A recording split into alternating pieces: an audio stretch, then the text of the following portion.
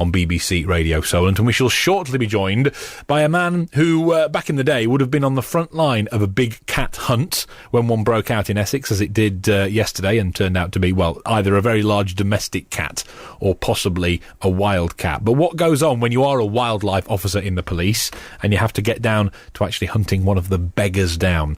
We shall find out from our guest very shortly indeed. We talked to Kirsty, our weather presenter, at 11 o'clock about the complaint she once had for sounding too Scottish, being Scottish and everything, when reading out the weather on southern radio and television stations. It may get slightly northern in the next 5 minutes on BBC Radio Solent. Producer Alan Newman has offered to come in and do southern subtitles for those who don't understand what's going on, but I'll try and keep it as Queen's English as possible, as we speak to a gentleman who was an ex-London copper, murder squad, riot squad, that kind of thing, missed his homeland of the Dales in Yorkshire, and returned there, still with the police, but this time as a wildlife officer, and also published books about his work up there. One of his more recent ones, Upbeat and Down Dale, which is a fantastic title, and will be able to tell us something, I'm sure, given the back of his experience, about the operation launched in Essex yesterday for this lion that turned out not to be a lion, but more likely a domestic cat. Mr. Mike Pannett, good morning to you, sir. Good morning, Pat. How are you? I'm very well. I'm very conscious of two Yorkshire fellows on the radio down south. People may think their dial has slipped somewhat, so we'll try and keep it a bit Queen's English if possible. Absolutely. But your experience then as a policeman in London, at the hard edge of things by the sound of it, how easy is that to then get a transfer up to Yorkshire and say, well, I'd like to do something a bit more rural, please? Well, I think as I was a rural lad, if you like, a Yorkshire lad through and through, and I thought it all seemed rather exciting. So my intention was to do a couple of years or so in London in the Metropolitan Police, where, you know, to cut your teeth, as they say. But I ended up staying for 10 years, and it wasn't until I sort of woke up one morning and thought, hang on a minute, I haven't been fly fishing in 10 years. And of course, the River Thames is not really the sort of place to go fly fishing. Yeah, so you'd be worried about what you'd be pulling out of that. Yeah, absolutely. It might not be a fish. So I can see why you wanted to move back again. So you ended up back at Yorkshire. And was it part of the what you were after, to take on responsibility as a wildlife officer? And what is the responsibility of a wildlife officer, for those who don't know? Well, it wasn't. I was sort of thrown into it. I couldn't have worked a more busier beat in central London, and worked on busy stuff like that. But I suddenly found myself in the middle of nowhere, up on the sort of edge of North Yorkshire Wolds to the moors to the Dales, 600 square miles. They said, "There's your beat. Get on with it." And after a while, I seemed to sort of come into contact with quite a few wildlife issues. People used to travel into the county from all over the country. Deer poachers, salmon poachers, you name it. So it was after a while I sort of was brought in to take on the job as wildlife officer, and it's quite an interesting role. You know, you deal with everything from big cat sightings, which I can tell you about dozens and dozens. I mean, North Yorkshire is a little bit like a safari park. If you were to listen to all the people that had seen big cats around, but to things like tortoises and the caviar trade. So it's quite an interesting and varied career, but you don't have to get to meet some characters, as they say, and I think that's what's assisted me in eventually writing the books. Get it down on paper. Well, they say everyone's got one book in them. You've had at least two. We'll talk about a little bit later on. But coming back, the reason we've got you on, Mike, is your expertise in dealing with this kind of thing. When you saw the news reports, as we all did either in the early hours of yesterday morning or through the day yesterday, about this lion that's supposedly on the loose in Essex, you must have, within a second, thought, I bet that's not true. I bet it's someone's big cat. Well, look, the officers in Essex had a job to do, and they've got to, listen to what people are telling them and various photographs and things. But I've got to say, of course, when I did hear that sort of call, I raised an eyebrow, and my big question would have been to start with, well, has anybody reported a large lion going missing? And I think they checked Colchester Zoo and a recent circus. And, it's a difficult one. It's, I think these days in modern policing, and I think a lot of police officers and senior cops get worried if they don't take the appropriate action. So it was they obviously believed what they were being told, and you can only go by face value. And of course, the big search then took place, and of course, social media and the media in generally nationally took off on this, and you were seeing sort of big cats popping up all over. Oh, it always captures people's imagination, and it happens about once a year, doesn't it? I mean, last summer we had the now infamous stuffed Siberian tiger on the golf course next to the Ageas Bowl cricket ground, in which Hampshire Police got the helicopter out for that one. Yeah. The Dorset Big Cats Register, people have been writing down these mysterious sightings of enormous black cats around Dorset for nearly 30 years on that thing Yes, down I know, here. yes. So in your patch, how often would that kind of thing come up? And more often than not, was it just people's big overfed cats?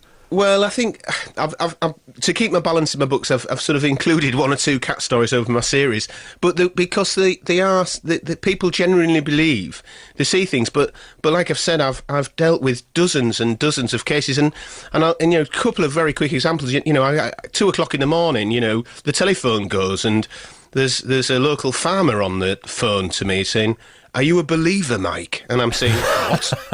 He says, "Are you a believer in big cats?" And I said, "Hang on a minute, what are you on about?" And well, I know they exist, if that's what you mean. I've just seen a big one, and he's left some paw prints on the 14th green of the Ganton International Golf Course. So my inspector said to me, "Right, Mike, it's your job, get out there." So people driving past on the main road of the golf course were wondering what I was doing, sort of on my hands and knees, looking at these paw prints, which unfortunately there was snow falling, and they sort of disappeared. But, I've always tried to be sensible about it. People genuinely believe what they've seen. We've had Ministry of Defence and been accused of bundling big cats into the backs of cars, and when I've gone out to investigate, the local media have sort of accused me of trying to cover up the fact that there's big cats because the tourist board don't want to put people off coming. You're part of the establishment, Mike, though. Well, that's exactly. So do you think you're in league with them? I mean, the big cats, the big domestic cat was one explanation, and we saw the photo yesterday, and everyone said, "Oh, there's no way that could have been mistaken for a lion." But as you say, it has to be checked. The police have got to be seen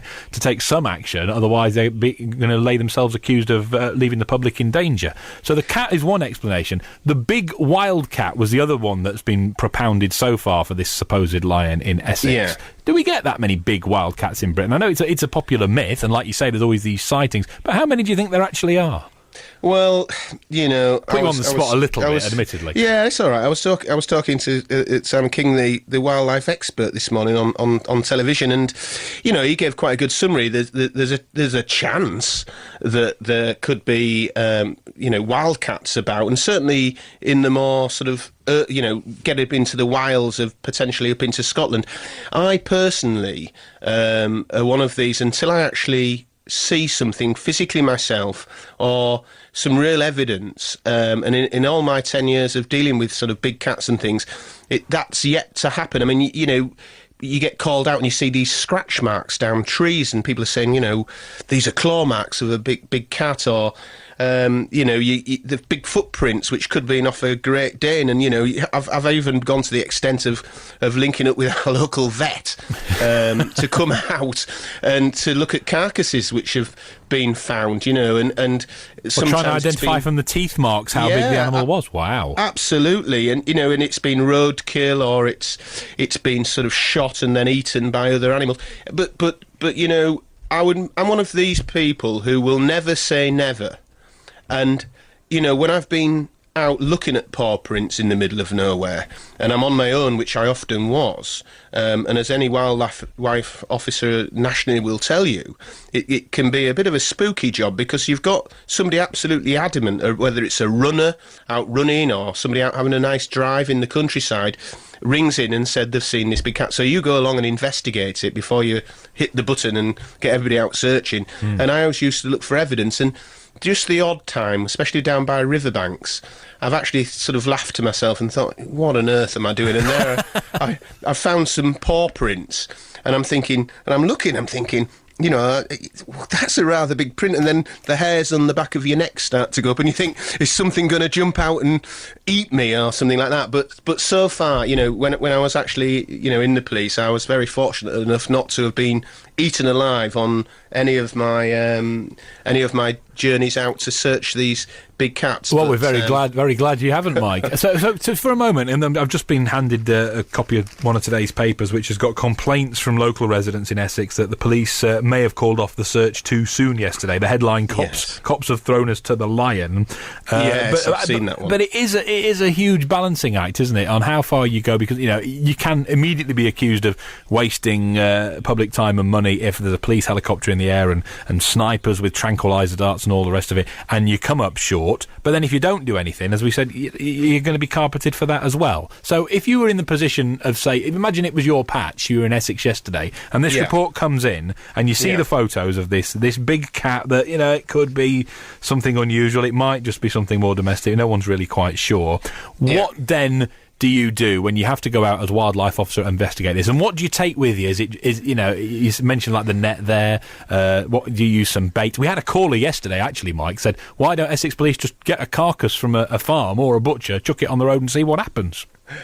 I tell you what, Pat, there's all sorts goes on. But look, really, coming back to feet on the ground job, and I suppose as a Yorkshire lad, I'm very much like that. If I'd have got that call, and look, I'm not going to criticise people who attended that call in the first instance, but I would have been saying to my inspector, right, sir, just leave it to me. Let me go and see what I can see. And you head off in your car, or I was lucky enough to have a 4-wheel drive because it was a lot of rough terrain.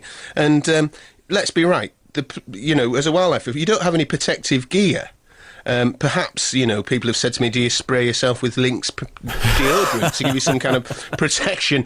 And I also used to sort of jokingly say, well, I carry a tin of cat food and a tin opener, just in case, to put them off. But no, which way do you go first, though? Do you go for baiting or do you go for tracking when something like that happens? You don't go for baiting. You don't go for anything. Look, really seriously, what you go for, Pat, is you go out there, you speak to the witnesses, and, I heard the 2 witnesses who were saying, well, they were out and they saw it sitting under a tree, and what was it doing? Well, it was just sat there, and then it got up, and then it just sort of walked off a bit and sauntered around. And immediately, to me, in my experience, I'd be thinking, that's interesting. And perhaps then you might take a ride across and have a look to see if there's any paw prints, because you've got to sort of investigate these things. You can't just say, well, no, there's no chance at all, because at that time you don't know whether one's escaped, like you say, from the zoo or anything really strange like that. My first protocol would be checking anybody who would likely to have a big cat, and in this case a lion, which is very, very few people. Has anybody reported one would be something that I would be asking. And then I'd go and have a look, and I'd try to keep it as low-key as possible, because, as soon as, like you say, the media get hold of it... And that's it, News 24, Sky News, everything. And I'm afraid the police are sort of, and I think it's a really true expression, they're damned if they do, and they're damned if they don't. And I think... luckily, everything's worked out well. As a resident in Essex, I've heard that crime rates were exceptionally low for a bank holiday weekend, and that possibly was down to the sort of police in numbers that were out in Essex. So it had a knock-on effect in that way. Was it a ploy by the senior officers? You just don't know. No, but I think you've got to keep an open mind. You've got to be very sensible about it. I once got into tremendous hot water with my senior bosses because I'd had that many telephone calls from particularly newspapers on a job on the Yorkshire moors about a big cat, and I actually turned around and said, well, I can neither confirm or deny the reports of a big cat's outing. And of course, that was like a red rag through a bull, because you've got to be so careful what you're saying. And now that I'm away from the police and I'm free to speak as someone with a bit of experience and with nobody sort of telling me what I can and can't say, I think the most important thing is just being sensible and keeping an open mind. And because you never know, you can people are absolutely adamant in what they've seen, and you've got to take it seriously, and until you got to the stage where you can say for sure that there's nothing out there. And I think the Essex police have quite rightly called the search to a halt. You've just got to be absolutely sure in your mind that everything's safe and secure. And I've never really in all my time, called out other officers in any kind of big search. It's always been mano a mano.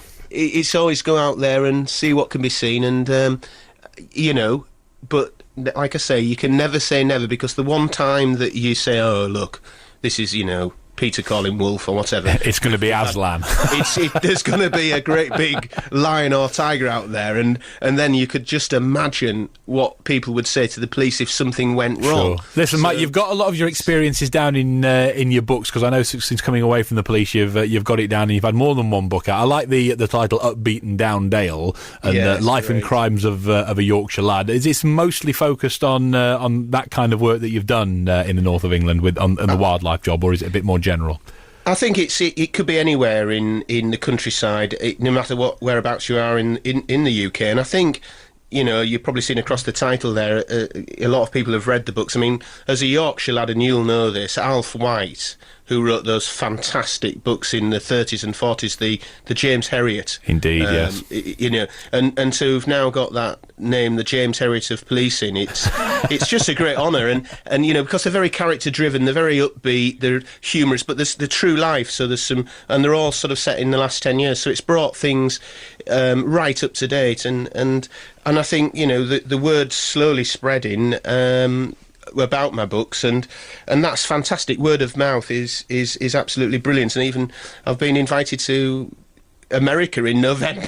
Wow, I can't believe it. I think, hang on, what's going on? Yeah, it's probably for a job though, Mike. They're going to give you a tranquilizer. For a wildlife job. We've seen something out in Queens, New York. You want to go and check that out? Can you come and have a look at it? Mike, we've got to get on, but thank you very much for coming on and sharing your expertise with us, and good luck with the continued authoring career.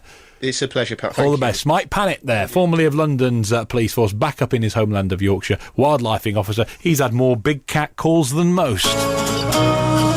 What's happening in the south? BBC Radio Solent.